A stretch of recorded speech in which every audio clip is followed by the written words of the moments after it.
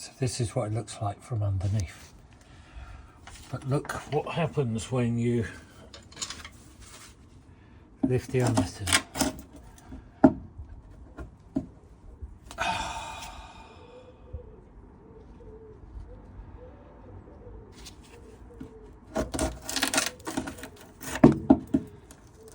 That's what's hiding underneath that.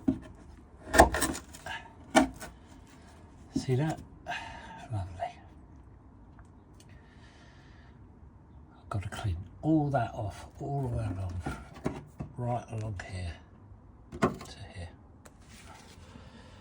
Wish me luck. There's the finished product over there. Needs seam sealing and painting.